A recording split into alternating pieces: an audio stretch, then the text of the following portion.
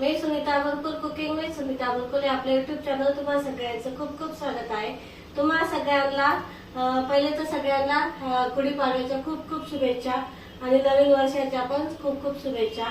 तर आज आपण गुढीपाडवा स्पेशलच मस्त असं रबडीदार असं रवा टेक्स्चरचं बासुंदी करतोय, खूप छान टेस्टी बनते। चला तर मग व्हिडिओला सुरुवात करू।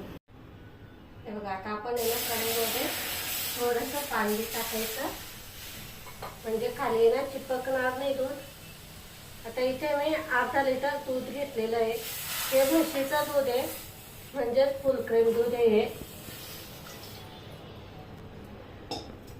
आता इथे गॅस मी मोठा करते, याला छान उकळी येऊ देऊ। हे बघा, दूध आहे ना असं वरती आलं का आपल्याला आहे ना असं त्याच्यामध्येच ही जी साय असते ना ही अशी मिक्स करत चालायची।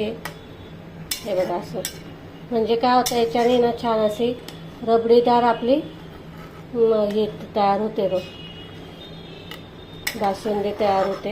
हे बघा असं आहे ना मध्ये करत चालायची साय, मस्त अशी रवाळ छान टेक्स्चर येतं त्याचं आलं, खूप छान टेस्टी लागते ना खायलाही। बघा असं करत चालायचं आणि छान अशी उकळू द्यायची, जास्त घट्टही नाही करायची आणि पातळ पण नाही ठेवायची। हे बघा असं आहे ना छान असं मिक्स करत चालायचं म्हणजे आपली जी बासुंदी ना छान मस्त अशी रवाळ बनवून तयार होते। साय येते ना वरती त्याची मध्ये मिक्स करत चालायची। आता आपण याच्यामध्ये ना केसर टाकते मी। हे बघा केसरच्या काड्या टाकते म्हणजे या स्टेजला टाकलं ना छान कलर येतो मग बासुंदीला। हे बघा आत्ताच्या याला लागलेला आहे कलर। हे बघा आता आपण आहे ना इथे काजू बदाम पिस्ते हे ना मी बारीक कट करून घेतलेले, हे टाकून घेऊ। या उकळत्या दुधामध्ये जर टाकले ना छान असे शिजल्या पण जातात। आता आपण याच्यामध्ये ना थोडीशी चारोळी पण टाकते मी। हे बघा चारोळी पण टाकते मी आणि इथे मी अर्धा वाटी साखर घेतलेली, अर्ध्या वाटीला कमी आहे, तुम्ही तुमच्या गोडीनुसार टाका। साखर पण आहे ना आपल्याला शेवटी घालायची, आधी साखर घालायची नाही। ज्यावेळेस आपलं रबडी तयार होईल, सॉरी हे तयार होईल ना त्यावेळेस टाकायची आहे बासुंदी। नाही तर काय होतं की असं आहे ना पाणी सुटल्यासारखं होतं, त्याच्यामुळे साखर ही शेवटी टाकायची। आता आपल्याला याच्यामध्ये इलायची पावडर टाकायची आहे। बघा आता आपण आहे ना इथे फ्रेश इलायची घेतलेली मी, जी हिरवी इलायची असते ना ती काढून घेतलेली आहे। 3 घेतलेलं आहे मी, 2 ते 3 इलायच्या घ्यायच्या, मस्त अशा बारीक काढून घ्यायच्या।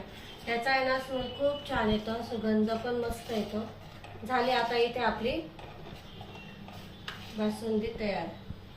हे बघा तुम्हाला दाखवते मी, हे बघा किती भारी आलेली आहे, बघा खूप छान झालेली आहे। तुम्ही पण करा या गुढीपाडव्याला, खूप साधी सोपी टिप्स सांगितलेले आहेत मी इथे। आता ही तुम्हाला थंड करून खायची असेल तर तशी खाऊ शकतात, या गरम करून खायचे असेल तर गरम गरम पण खाऊ शकतात तुम्ही। मस्त अशी आहे बघा, कोणी कोणी ना वरपून पण खातात पुरी सोबत। हे बघा मस्त झालेली आहे, त्या लेवलची झालेली, जसं की आपण मस्त असं पिण्यासाठी पण आहे आणि पुरी सोबत खायची असेल तर तशी पण खाऊ शकतात। बघा किती छान झालेली, बघा किती छान मस्त झालेली आपली बासुंदी, एकदम मस्त टेक्स्चर आलेले आहे तिचं, म्हणजे जास्त घट्टही नाही आणि पातळ पण नाही। तुम्हाला ही पुरी सोबत खायची असली पुरी सोबत पण खाऊ शकतात, नुसती प्यायची असली तरी पण पिऊ शकतात, इतकी छान झालेली आहे। जर तुम्हाला जर इथे व्हिडिओ जर आवडले असेल आपले तर लाईक शेअर आणि सबस्क्राईब करायला अजिबात विसरू नका। आपण अशाच नवीन रेसिपी सोबत पुन्हा भेटू, तोपर्यंत नमस्कार।